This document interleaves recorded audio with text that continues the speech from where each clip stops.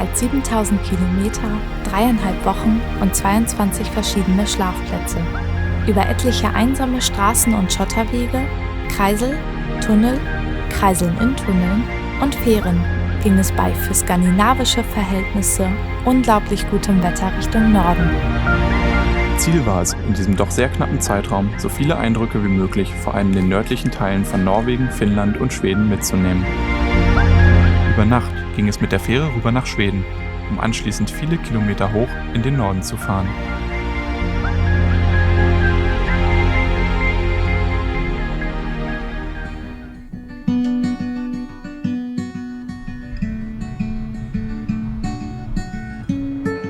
Aufgeregt und in Gedanken daran an alles gedacht zu haben, für das vergleichsweise kalte norwegische Wetter ausgestattet zu sein und über die noch ungewissen Schlafplätze innerhalb der nächsten Wochen, verbrachten wir zum Glück eine ruhige Nacht auf dem Schiff. So didn't you find love or salvation in what they do? A heart is built of gold. The fairies they are too. It's in the hands you hold. Um die Zeit möglichst effizient nutzen zu können, haben wir uns dazu entschlossen, die südlichen Teile Norwegens für ein andermal aufzuheben. Daher ging es dann erstmal nahezu ohne Pausen in weniger als 2 Tagen, 22 Stunden Richtung Polarkreis.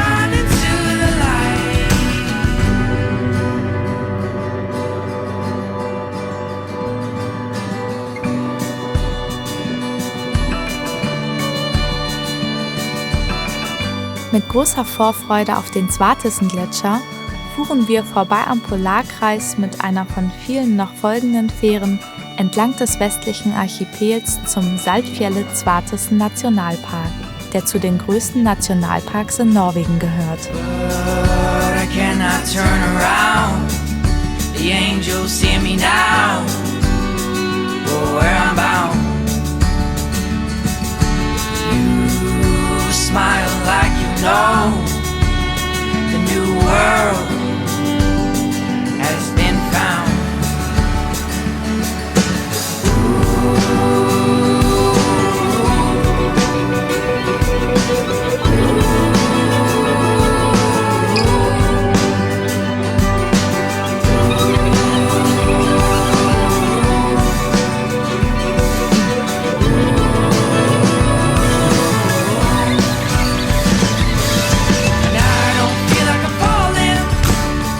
Durch unheimliche, dunkle und unvollendete Tunnel gelangten wir zu einem großen, aus dem Schmelzeis des Svartesen-Gletschers entstandenen Stausee, an dessen Fuße wir bei Regen und niedrigen Temperaturen unser Zelt aufschlugen.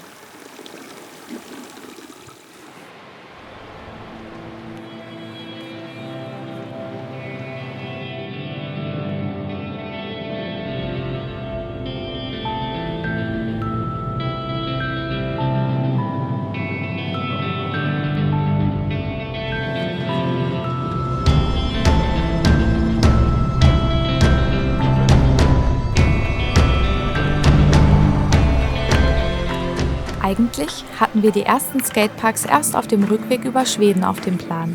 Einer neu gebauten Raststätte konnte Lars jedoch nicht widerstehen.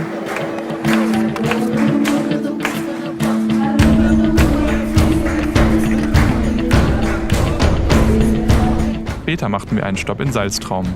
Dort entsteht am Übergang zwischen Fjord und Meer die stärkste Gezeitenströmung der Welt.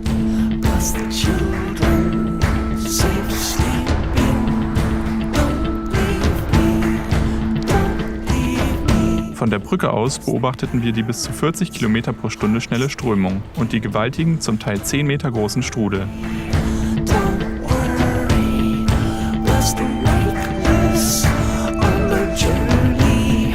Travel safely,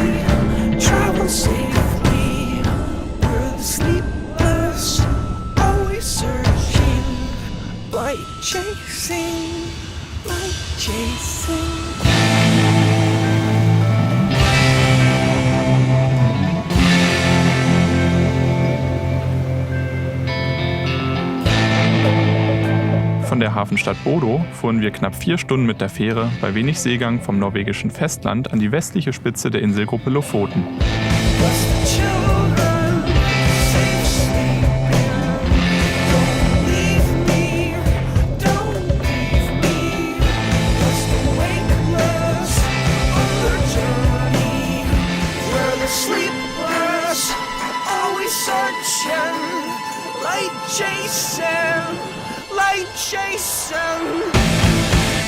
Als wir nun nach einer ruhigen Fährfahrt wieder festen Boden unter den Füßen hatten, machten wir uns auf die Suche nach einem schönen Platz für die Nacht.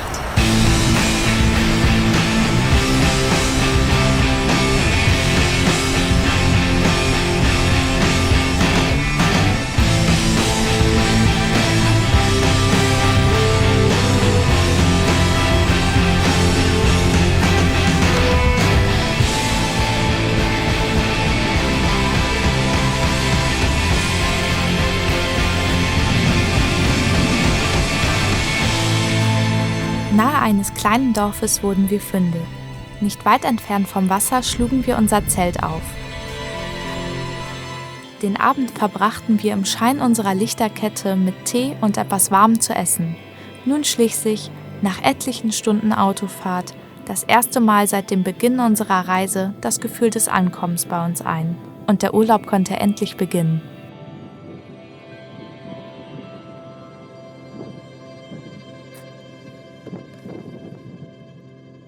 Am nächsten Morgen sollte es dann mit neuer Energie zu unserer ersten Wanderung auf den Gipfel des Rheinebringen gehen. Obwohl dieser nur etwa 470 Meter hoch ist, hat es der steile Aufstieg, der unter anderem rund 1600 Steinstufen hinaufführt, ganz schön in sich.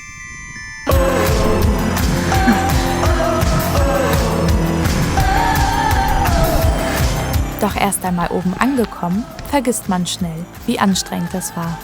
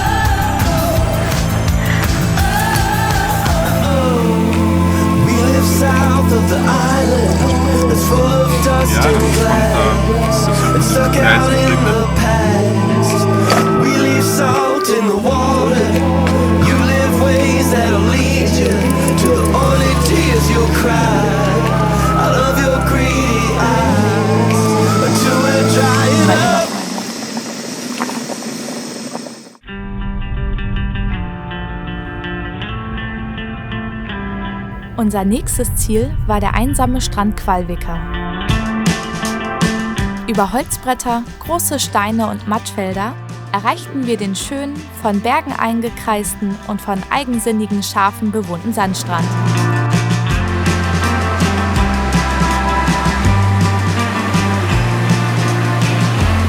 Am Fuße des Berges liegt eine aus Strandgut gebaute Hütte, die 2 Surfer vor 10 Jahren bauten, um dort zu überwintern.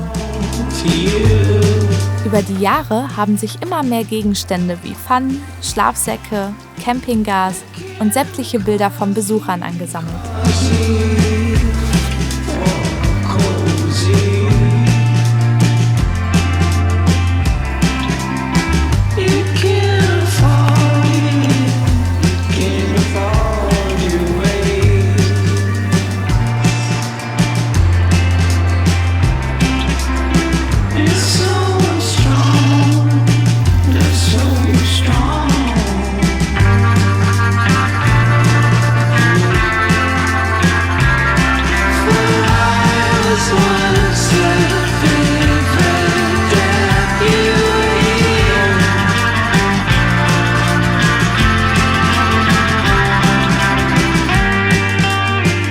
Entlang einiger schöner Küstenstraßen fuhren wir über Henningswehr weiter nach Nordosten zur Spitze der Insel Andoja. Von dort aus nahmen wir eine Fähre zu unserem nächsten Ziel, Senja.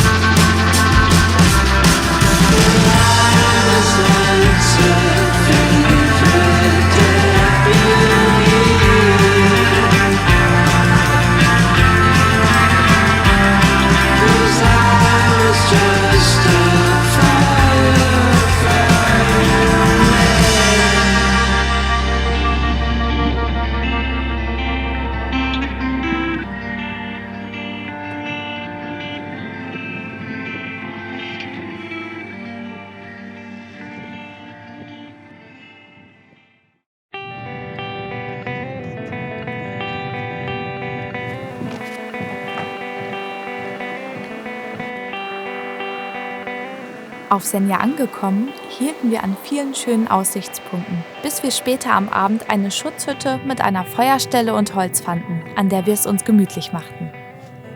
Say what you know and fake what you don't.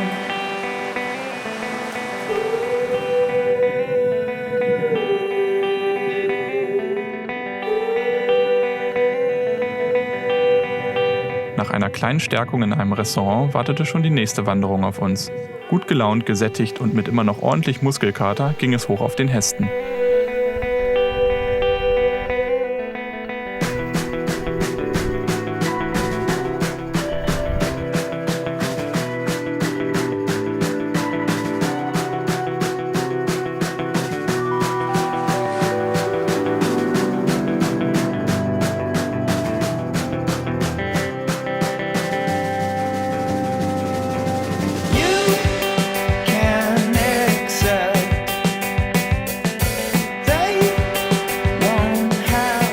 Auf dem Gipfel genossen wir am Abend den unvergesslichen Blick im Sonnenuntergang auf den Segler und die umliegenden Fjorde.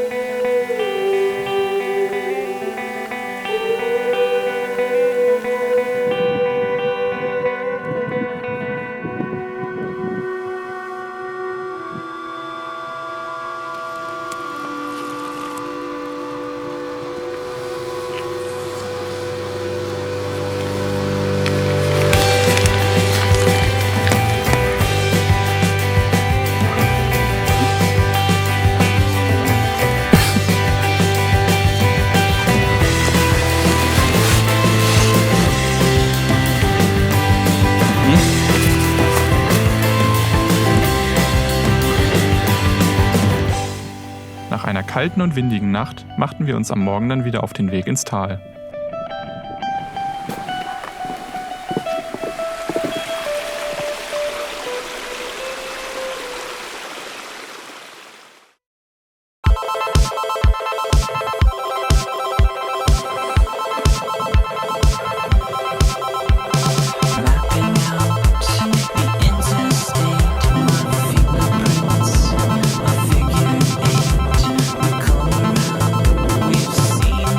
Place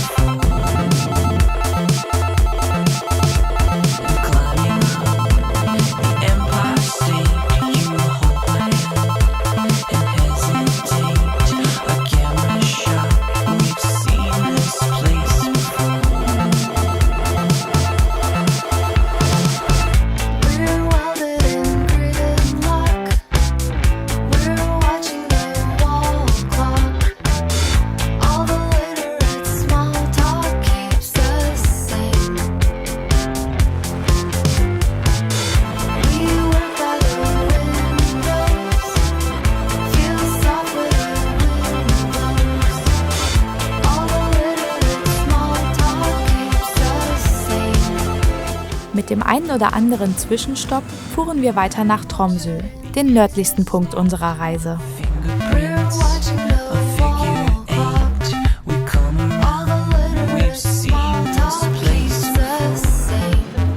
Am späten Nachmittag fuhren wir mit einer Seilbahn etwa 350 Meter hoch zu einem Aussichtspunkt und schauten von dort aus auf die gesamte Stadt und die dahinterliegenden Berge.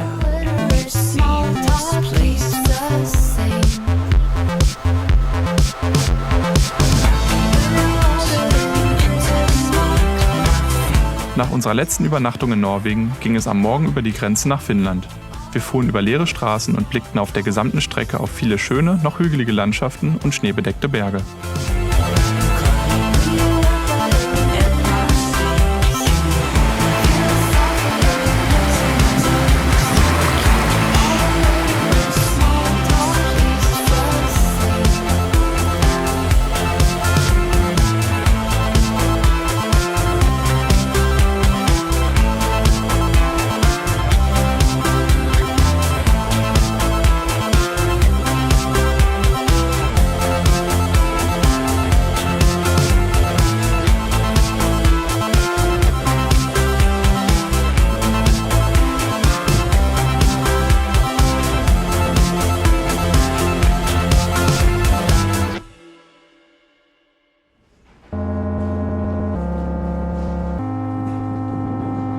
Auf der Straße begegneten uns viele Rentiere, die diese auch gerne für sich nutzten. Wir machten uns von einem Parkplatz auf den Weg zur Dreiländergrenze von Finnland, Norwegen und Schweden, welche nur zu Fuß oder mit dem Boot zu erreichen ist.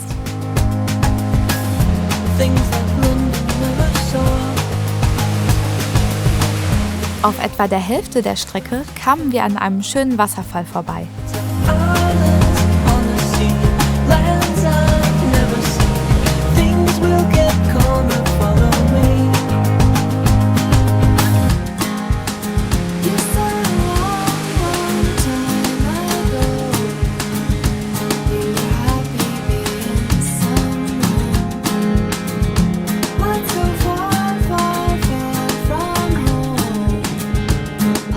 Über hügeliges, bewaldetes und mooriges Gebiet gingen wir etwa 12 Kilometer, bis wir die Dreiländergrenze erreichten. Diese wird von einem großen gelben Betonklotz markiert.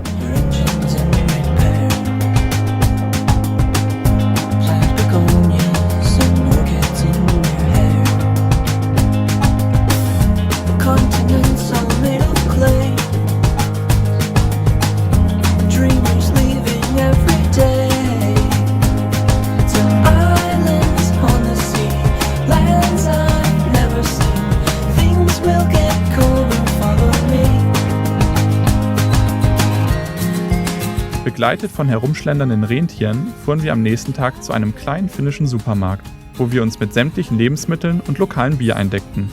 Nun konnte es weiter nach Schweden gehen.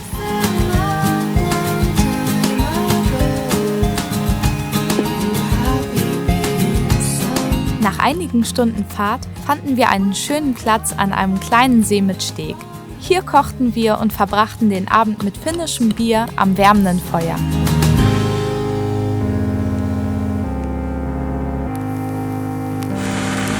Anhand der sich ändernden Vegetation merkten wir, dass es deutlich weiter Richtung Süden ging. Um uns vor der nächsten anstehenden Wanderung nochmal zu stärken, verbrachten wir 2 Nächte in einer Hütte mitten im schwedischen Lappland. Während ich in der Hängematte bei sonnigem Wetter entspannte, packte Lars das erste Mal sein kleines Schlauchboot aus.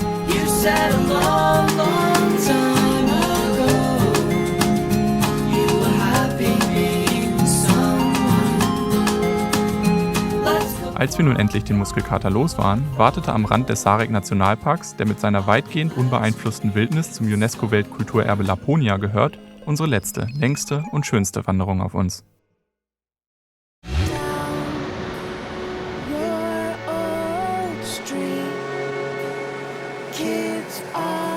Der geplante und vorgeschlagene Zeitplan sollte sich über 3 Tage strecken. Am ersten Tag der Tour ging es vorbei an einem See mit Bootsanleger und durch zum Teil mit Holzstegen gesichertes Moor- und Waldgebiet. Nach einem Zwischenstopp in einer Schutzhütte ging es nun weiter entlang des Rappadalentals auf den Gipfel des Girfe.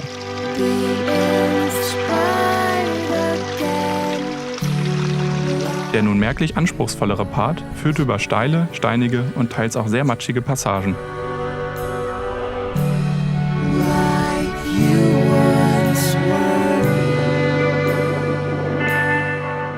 Belohnt wurde man mit dem beeindruckenden Blick auf die schneebedeckten Berge und der Aussicht von der Steilklippe auf die 700 Meter weiter unten gelegene Flusslandschaft, die in den letzten Jahrtausenden aus einem großen See entstand.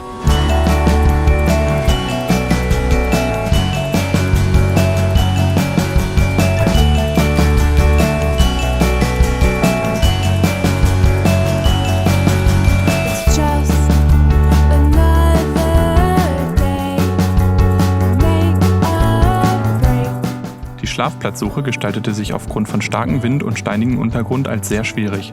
Deutlich später als geplant fanden wir dann auf halber Strecke zur Schutzhütte einen windgeschützten Zeltplatz.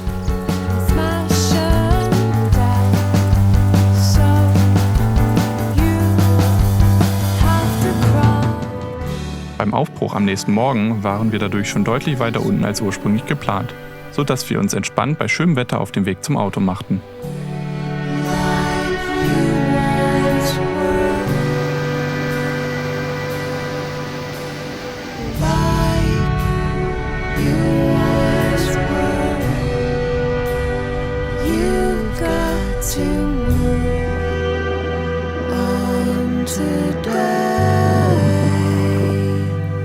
Am frühen Abend mieteten wir uns dann eine kleine gemütliche Hütte am See in Lulea mit angrenzender Sauna.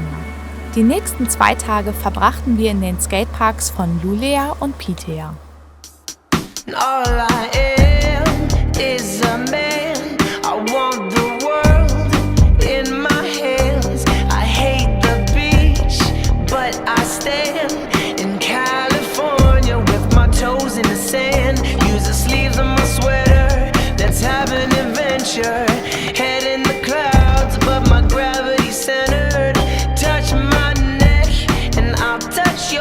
Am nächsten Tag ging es von der Küste wieder weiter ins Land in Richtung der norwegischen Grenze.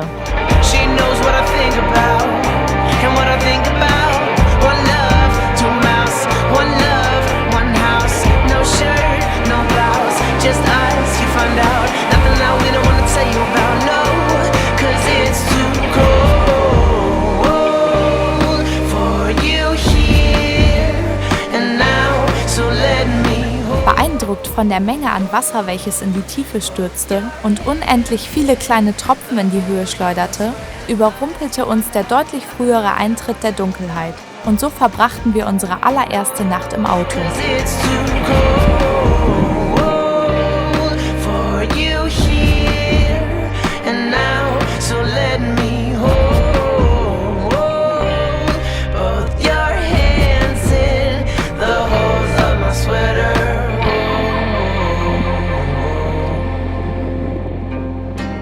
Am Nachmittag machten wir einen kurzen Zwischenstopp in Östersund. Hier blieben wir in einem kleinen Skatepark unter einer Brücke mit Blick aufs Wasser, bis wir uns dann auf dem Weg zu unserem nächsten Ziel machten.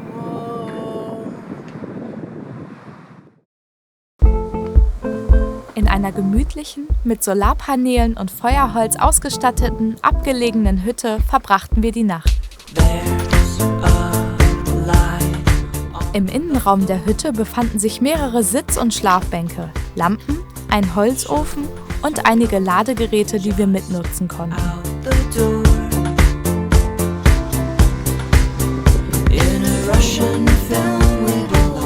Lars packte am Nachmittag erstmals die Angel aus.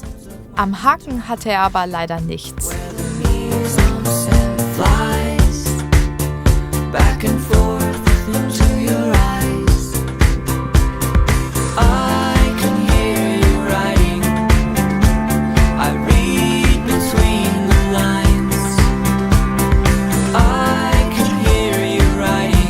Besonders gut gefiel uns der windgeschützte und von der Sonne aufgeheizte Vorbau und die vorhandene Feuerstelle.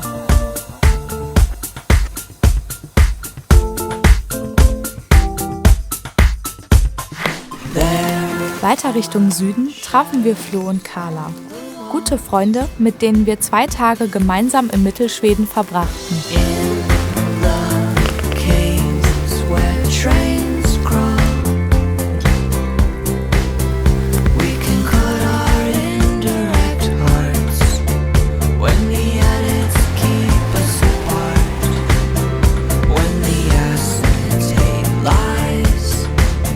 Wir fanden schöne, an Seen gelegene Plätze, an denen wir jeweils eine Nacht blieben. Wir, das heißt überwiegend Flo und Carla, kochten in den kommenden Tagen viel über dem Feuer. Da wir die beiden und ihre Kochkünste kennen, freuten wir uns schon im Vorwege sehr auf die gemeinsamen Essen.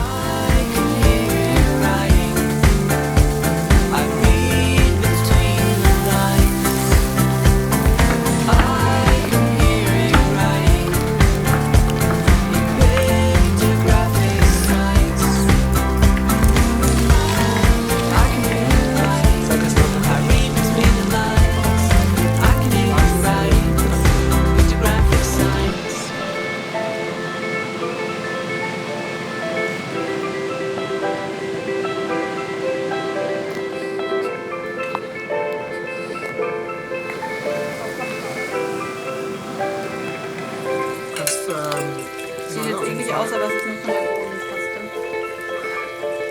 Richtiger Dönerladen, nur mit das war irgendwie noch richtig eingedeckt und richtig schön mit Servietten gepackt.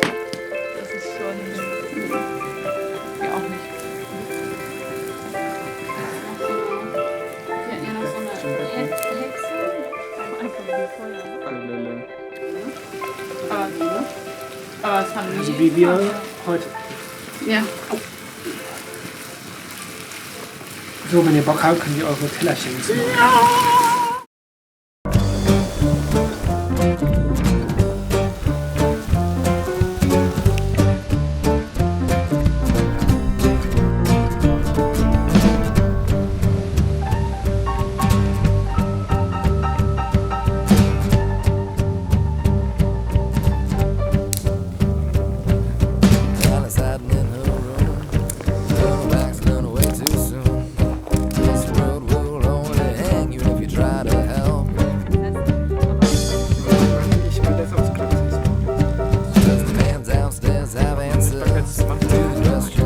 Wir genossen schöne und vor allem gesellige Tage, an denen Lars und Flo viele Pfifferlinge und Steinpilze fanden.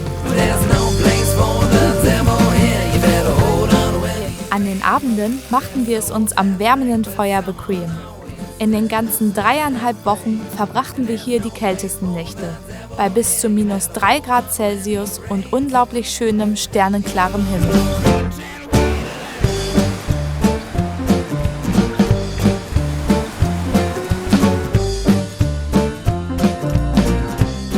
Wieder zu zweit ging es vorbei am schönen Mariefred nach Stockholm.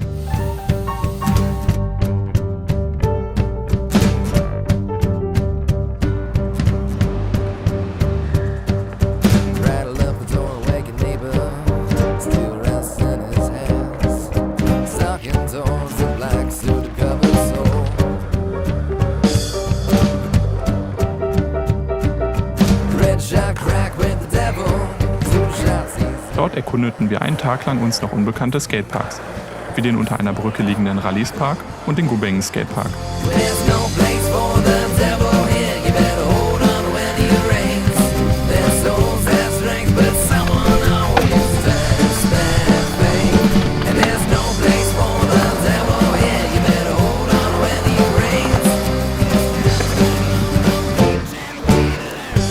An der High Valley Skate World trafen wir unseren Freund Daniel, mit dem wir unseren Nachmittag verbrachten, bis es am Abend auf die Suche nach einem nächsten Platz für die Nacht ging.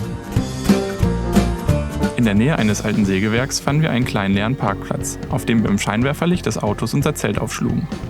Während Janina wie ein Stein schlief, hielten mich viele Echlaute nahe des Zeltes wach.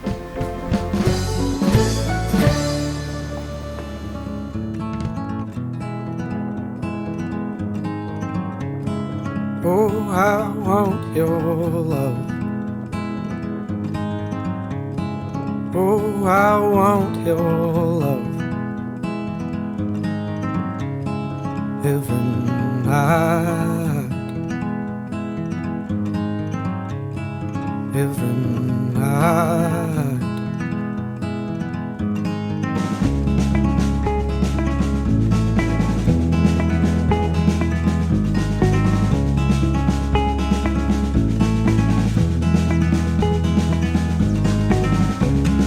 Lay your bald head down.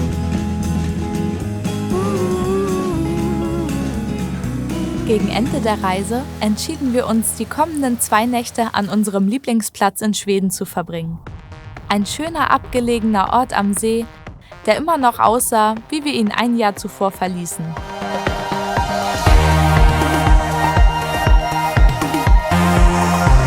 Nur der Weg dahin schien inzwischen etwas zugewachsen.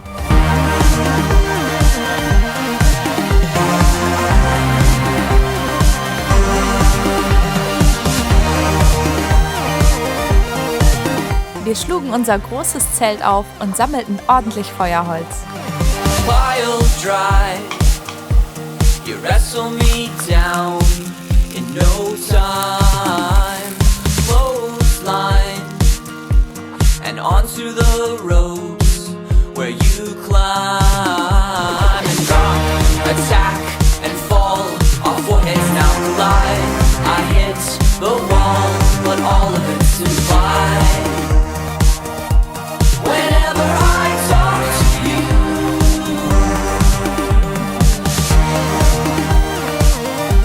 whenever I talk to you, knee strike, a bicycle kick to my eye, chairs fly. Mit unserem Schlauchboot erkundeten wir die umliegenden Inseln. Wobei Lars das Manövrieren des Schlauchboots definitiv besser gelang als mir.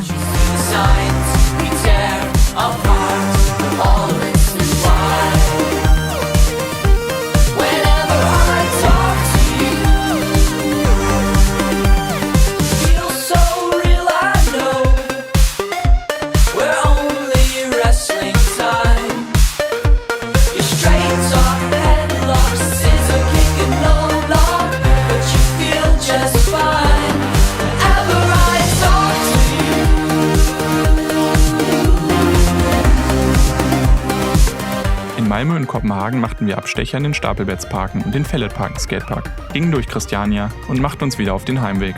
Nach 3,5 Wochen Skandinavien, die schneller vergingen als erwartet.